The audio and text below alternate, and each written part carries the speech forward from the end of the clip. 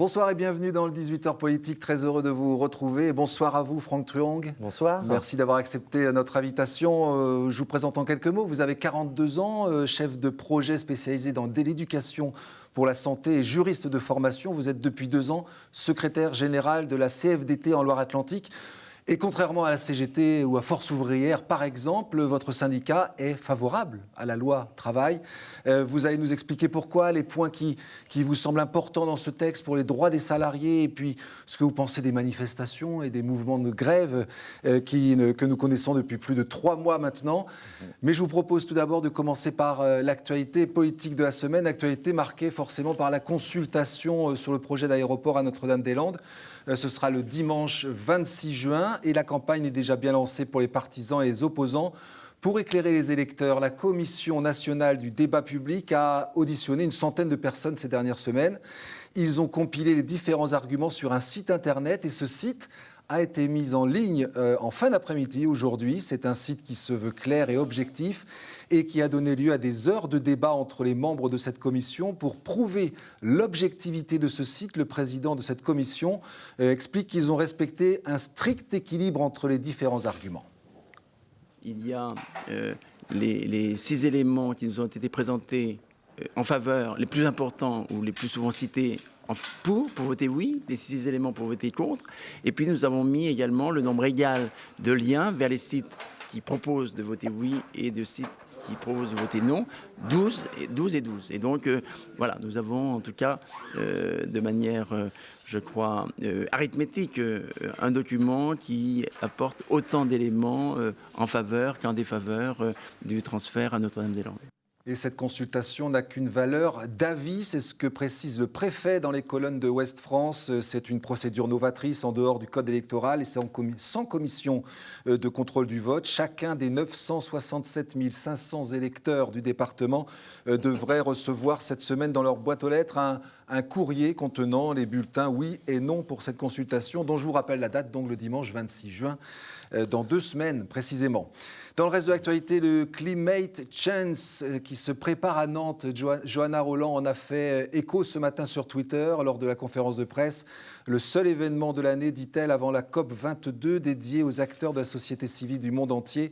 Le sommet se déroulera fin septembre et rassemblera 400 intervenants de 60 nationalités différentes. Et puis, la succession est ouverte, nous dit Presse Océan. Les tractations ont débuté pour remplacer la nouvelle députée Karine Daniel à la mairie de Nantes et à Nantes Métropole. À la ville, le quotidien évoque le nom de Thomas Quérault et de Fabrice Roussel pour Nantes Métropole. La mobilisation en faveur des commerçants maintenant, après des mois de manifestations contre la loi travail, les élus de tous bords se mobilisent pour redorer l'image du centre-ville. L'opposition en a fait écho aujourd'hui sur son compte Twitter. L'UDC, l'Union de la droite et du centre, il demande un plan d'urgence pour le centre-ville. Il demande notamment la mise en place au plus vite d'un système de vidéoprotection pour permettre aux forces de l'ordre de réagir rapidement dans la ville et propose aussi la diminution de moitié de toutes les taxes commerçants au second trimestre, les droits de terrasse, d'enseigne en particulier, pour redonner de l'air aux commerçants qui ont perdu jusqu'à 80% de leur chiffre d'affaires. La majorité n'est pas en reste et doit annoncer demain des mesures pour leur venir en aide. On sait déjà qu'une animation est prévue avec la grande araignée des machines de Lille. Elle déambulera en plein centre-ville le 8 septembre. Ça devrait attirer beaucoup de monde et il est aussi question de transport en commun et d'une première heure de stationnement gratuit dans le centre-ville le samedi 18 juin. Franck Truong, quel regard portez-vous sur ce malaise des commerçants du centre-ville? Les manifestations contre la loi travail leur ont fait beaucoup de mal. Mais en tant qu'organisation syndicale, tout d'abord, moi je respecte le principe de liberté de manifester, le principe d'organisation syndicale qui finalement s'oppose à un projet de loi. Par ailleurs, et je pense que c'est important de le rappeler, on a condamné depuis le début, moi je pense aux salariés, bien sûr aux commerçants, mais aux salariés de ces commerces. Nous condamnons fermement tous les actes de violence sur la place nantaise. Pour nous, ce n'est pas acceptable. Mais Les syndicats qui appellent à manifester, est-ce qu'ils ont une responsabilité dans cette affaire? Je pense qu'ils ont une responsabilité au travers des messages, parce que je pense qu'à un moment donné, il faut aussi exprimer auprès des jeunes, notamment l'UNEF, qui est dans ces manifestations, mais plus largement, la nécessité et l'appel au calme dans la mobilisation. Il y a des services d'ordre qui sont faits pour ça. Chaque organisation syndicale doit être très claire, en tout cas dans ses propos, sur la condamnation des violences. Donc un syndicat doit assurer la sécurité sur une manifestation. C'est sa responsabilité. Ça fait partie de sa responsabilité. Nous avons connu ce jeudi la 20e journée de mobilisation dans le département, une mobilisation qui a posé d'énormes problèmes de circulation. Les manifestants ont bloqué le pont de Cheviré, le périphérique, une partie de la matinée. Tout cela a provoqué des kilomètres de bouchons. C'est une bonne stratégie, ça, à vos yeux? Il faut bloquer pour obtenir quelque chose? Ce n'est pas la stratégie de notre organisation syndicale, en tout cas pas dans un contexte comme celui-là. Je pense que la situation, moi je ne commenterai pas les propos des organisations syndicales qui contestent par le blocage, mais je pense que ça crée de l'impopularité auprès du grand public, que ça véhicule de l'agacement et de l'énervement, et que quelque part ça ne fait pas force de proposition auprès du gouvernement. Donc encore une fois, je pense qu'il y a d'autres manières, et la CFDT l'a prouvé, de faire passer des messages et de faire passer des idées au travers de la négociation. Alors dans le même temps, à Saint-Nazaire, les manifestants s'en sont pris à la permanence du sénateur socialiste Yannick Vaugrenard en collant des affiches. L'écho de la presqu'île nous raconte aussi sur Twitter l'envahissement de la mairie. Pendant ce temps, Donges reste à sec, nous disait Presse Océan hier matin. 180 salariés de la raffinerie ont revoté la grève jusqu'à demain midi. Le mouvement dure depuis le 19 mai et bloque la production de carburant. La CGT veut mobiliser encore davantage et amplifier le mouvement. C'est le sens du communiqué de presse qu'ils ont rédigé cette semaine pour appeler les salariés à faire grève jusqu'à la fin du mois. C'est un mouvement qui peut durer comme ça jusqu'à la fin du mois, d'après vous? Disons que la situation des salariés de Donges est particulière. Moi, je voudrais simplement rappeler sur cette question, notamment de Donges, qu'une majorité des salariés sont contre le blocage de la raffinerie. Et je pense que c'est quelque part boycotter l'avis, même s'il y a une assemblée générale, c'est boycotter l'avis général des salariés qui, eux, se sont opposés à ce blocage total. Et puis il faut savoir que les salariés de Donges sont sous une convention collective qui fait que lorsqu'ils sont en débrayage, les salaires sont maintenus. Vous voyez, il y a deux poids, deux mesures dans les entreprises. Il y a des sites salariés qui sont dans des petites TPE, PME, qui ne sont pas toujours suffisamment protégés. Des salariés des grandes entreprises qui, eux, disposent de conventions collectives et d'accords qui les protègent. Cette disparité-là, elle est un peu injuste. Et je pense encore une fois que ces situations de blocage, elles ne servent personne et en tout cas pas les travailleurs. Vous dites que c'est une minorité parce que c'est 180 salariés sur un peu plus de 600 à la raffinerie. Tout à fait, ouais. tout à fait. Certains accusent la CGT de vouloir profiter du mouvement pour récupérer des adhérents. Vous partagez cette analyse ou pas? Moi, ce que je constate, c'est que... Alors après, encore une fois, il ne m'appartient pas de communiquer sur la stratégie de la CGT, c'est sa manière de faire. Moi, ce que j'ai constaté, par contre, c'est que les militants CFDT, et on reste la première organisation syndicale sur ce département, ont été assez bousculés sur la loi travail par des militants d'autres organisations. Autant, je suis d'accord avec le principe que chacun... a sa voix pour défendre les salariés. Nous étions dans la proposition, la CFDT, la CGT, Force ouvrière, et dans la demande du retrait. Autant je condamne le fait que, quelque part, on reproche à des militants CFDT leur travail de syndicaliste au quotidien. Bon, pour rentrer dans le fond, cette loi de travail n'est pas si mauvaise que ça? Alors, cette loi de travail, elle permet la sécurisation des parcours professionnels des salariés. Je pense qu'on a beaucoup entendu parler... C'est une avancée. On a beaucoup entendu parler...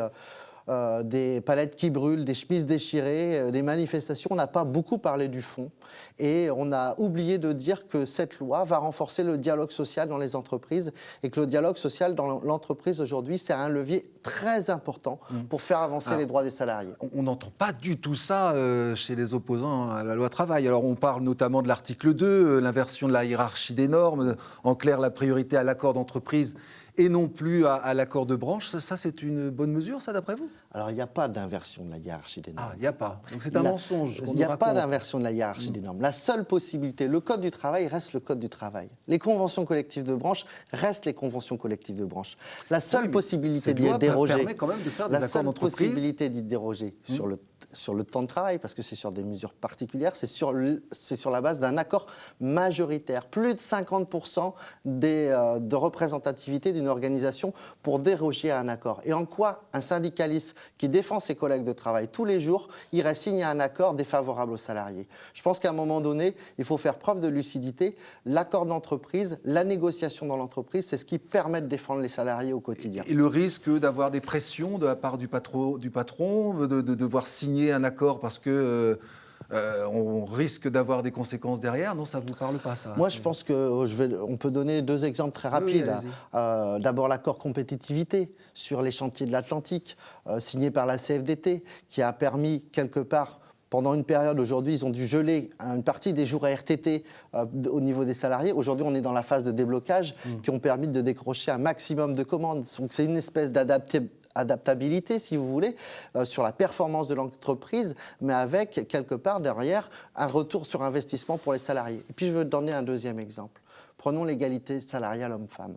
Aujourd'hui, il y a des lois, il y a des textes très précis, avec des condamnations possibles des employeurs qui ne respectent pas l'égalité salariale entre les hommes et les femmes.